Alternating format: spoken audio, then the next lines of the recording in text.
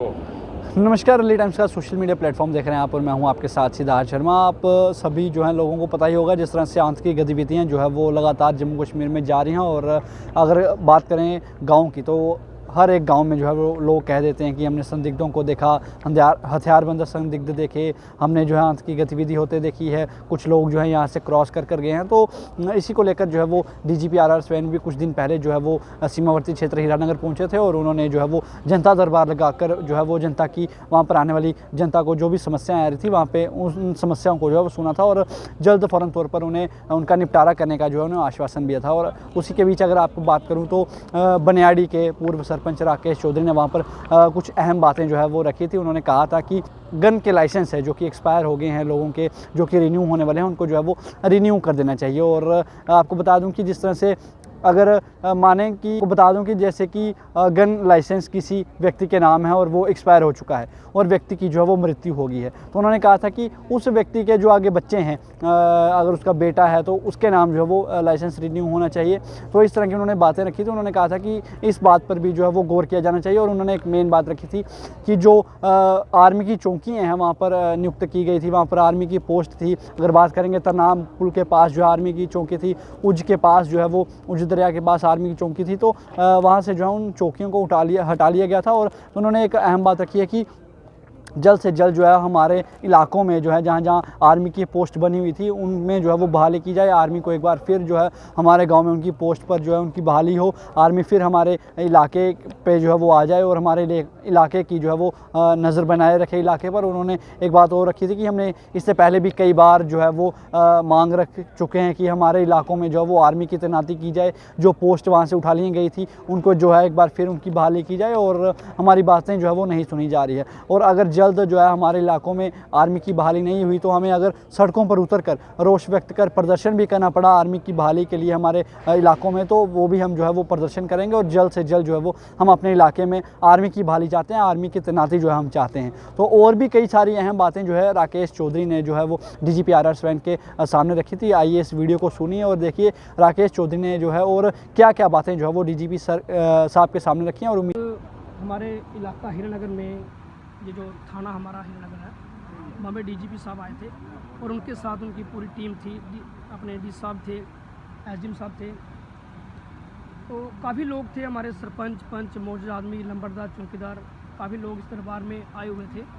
और मेन मुद्दा वही था कि जो मिलिटेंट अटैक हुआ है और लगातार जो क्रॉसिंग हो रही है वो क्यों हो रही है और किस वजह से हो रही है, इसके क्या कारण है कि बॉर्डर से मिलिटेंट क्रॉस होता है और कंडी में पहुंच जाता है। आपको पता है कि पहले भी जब हरचक में नर्सरी में जो गला रेत के हमारे भाई की हत्या कर दी थी, उसके बाद हीरानगर थाने में अटैक हुआ था, रायबाग थाने में अटैक हुआ था। तो इसी नगर थाने के बाहर हमारा एक भाई दुकान खोल रहा था, उसकी भी इसी अटैक में डेथ हुई थी। तो कहीं ना कहीं लोगों में खौफ है।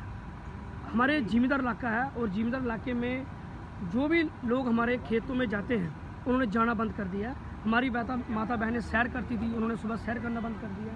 कहीं ना कहीं लोग डरे हुए हैं कि पहले तो ये सुनने में आता था कि बॉर्डर पे अटैक होता है, बॉर्डर पे क्रॉस फायरिंग होती है, बॉर्डर पे लड़ाई होती है, लेकिन घरों में जाके हमारे लोगों के पास आपको पता है कोई हथियार तो है नहीं, ना तो गवर्नमेंट ने कोई लाइसेंस दिए है, और जिनके पास लाइसेंस थे उसके रिन्यू जो है नहीं हो रहे हैं। किसी के पिता के नाम लाइसेंस था तो बेटा चाहता है कि मैं वो लाइसेंस इस्तेमाल करूँ और मैं वेपन लेके वो अपने पास रखूँ, लेकिन कहीं ना कहीं कमी तो आ रही है। वो सारी बातें जो हैं वो डीजीपी साहब को बताई हुई हैं।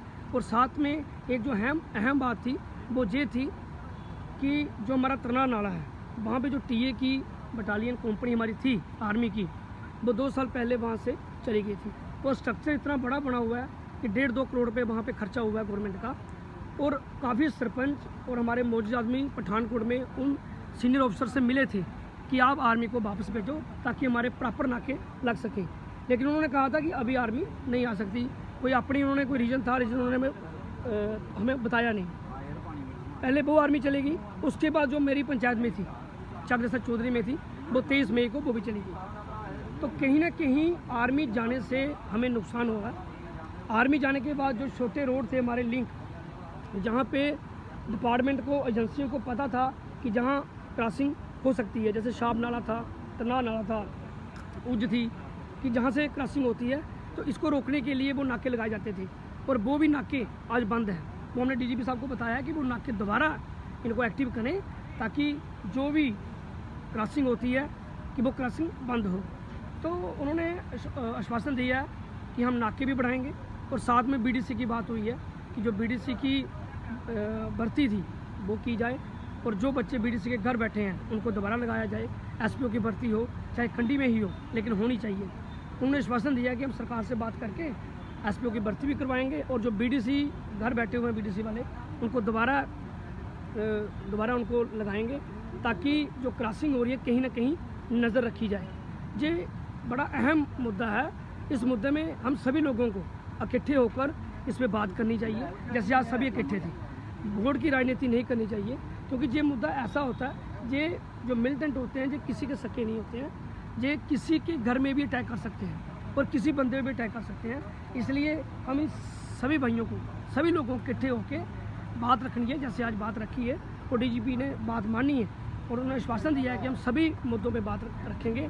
तो जो हमसे ना हो सका हम सरकार से कहेंगे कि ऐसा करें कि जो क्रॉसिंग हो रही है वो ना हो।